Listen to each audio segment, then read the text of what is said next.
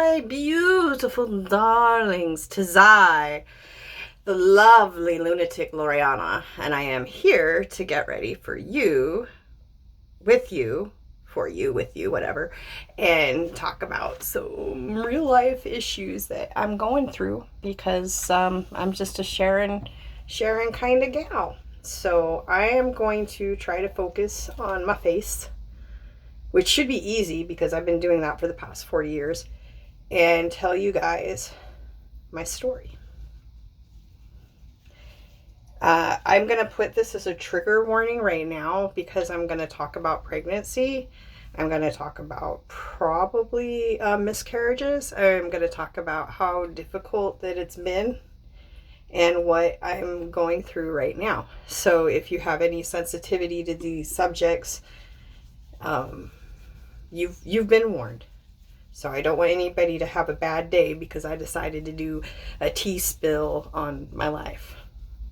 Aren't I nice? See how compassionate I am? Don't get used to it, kids. That's not my factory setting at all. So anyway, if you know me, and you know my husband, you know that we have been trying to actually get pregnant since 2017. That we've gone to doctors for him and doctors for me, and kind of been through it. And we're pretty much ready to give up. You know, after 2 years, I didn't want to, pursue it any deeper than like artificial insemination and stuff. I'm like, look, if God says no, maybe who likes to piss off God, right? Certainly not Sodom and Gomorrah. So back to me. Let's not get too biblical here. But it just, it was our last try, and I took, and I am currently pregnant, and that's wonderful. I am 40 years old. I am a mental health patient. I have been diagnosed with mental illnesses that, if not, I can't find my towel. Can you believe that? Almost 42 years old, and I cannot locate my towel. And I will give brownie points to anyone who gets those two references right there. But back to me. I am on some medications that can be problematic for health and development of a fetus. Oh my God, where are these bugs coming from? What the hell? You're in my eye. Did you guys see that? Did you guys see that? That fucking bug went in my eye. Oh my God. I better call somebody, priest or something. Fuck. Okay, back to me. They're concerned about the fetus's heart development right now. I'm in the first trimester, and they are calling me in for really in-depth ultrasounds and testing. And there's I know my voice is kind of quivering because I am pregnant, and no matter who you are, that's scary to hear.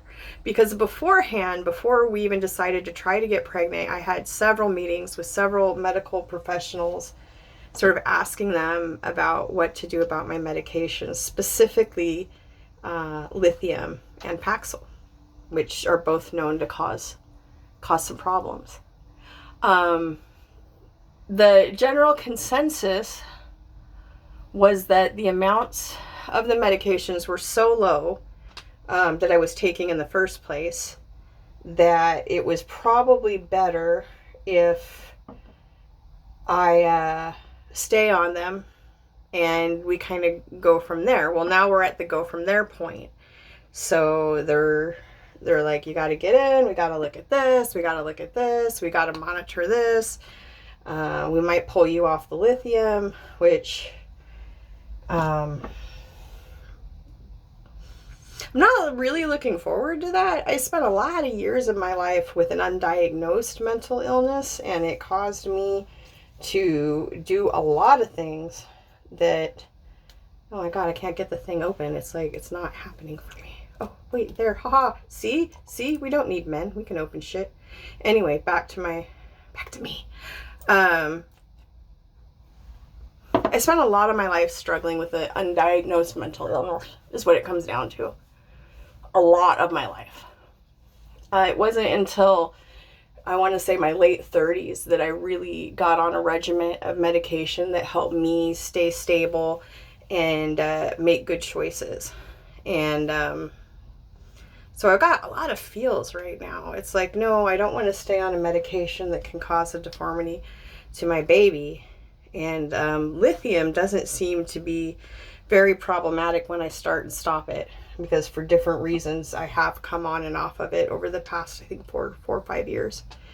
Not by choice, more like mess ups in the medication and Greater Lake system, which it happens. But Paxil's the one that I can't come off of. Like, I'm that 10% that they just will leave me on it probably until I die, because it's look, guys, I will level with you. I kicked heroin on my own 5-10 times. Percocet, whatever. I have been through withdrawals. I know what it's like. And I came through it without methadone or Suboxone, which isn't like a gold star by any means, because those are helpful tools to have access to when you're trying to recover. But I cannot come off Paxil. And I have tried under medical supervision several times, about 4 or 5 times in my life, in my adult life, because the medication, there really seems to be nothing that indicates my use of that medication, except that when you try to take it away from me, I go into grand mal seizures. I can't eat. I can't sleep. It's incredibly painful. I can't talk. I'm that very small percentage that it's just like, you know what? It's not killing you to have it, so we're just going to leave you on it. And I have at different times been weaned down to 10 milligrams of Paxil. And that's probably what we're going to do, because I'm only on 20. So we try to keep that dose extremely low too, is wing it as low as we can go. And then, I don't know what we're going to do with the lithium.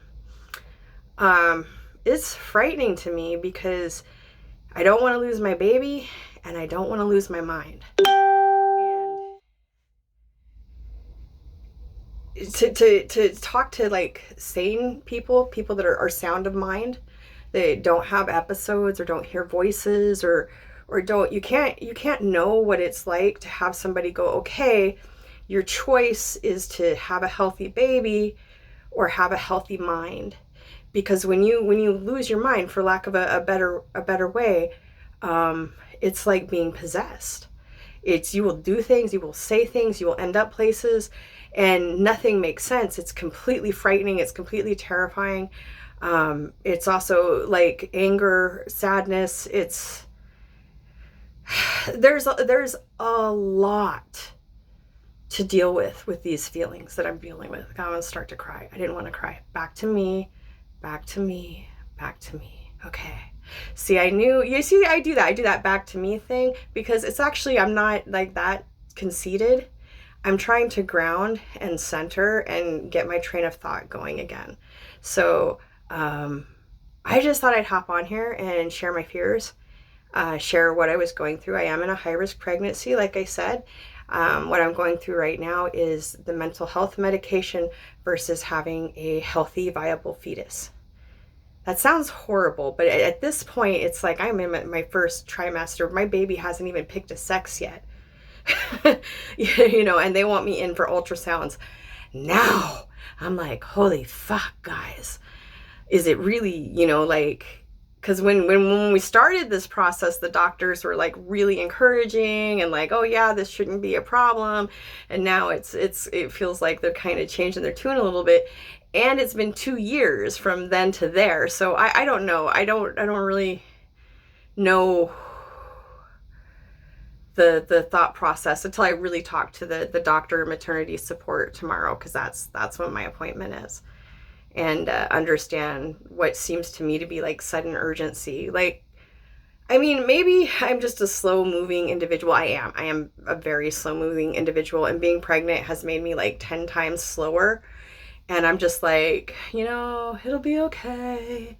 Don't worry about it. Quit flipping off the people as we drive by. I don't want to be in a road rage incident. I get very, very calm and very unworried, and except for right now, because I don't know. I guess that phone call kind of freaked me out. Like, hey, you know, we're looking at these two issues and we need to do something. So we need you to come in. I will let you guys know what happened. Tomorrow, I guess. I'll bring you with me. Ha ha ha. All right. Okay. Love you. Miss you. Bye.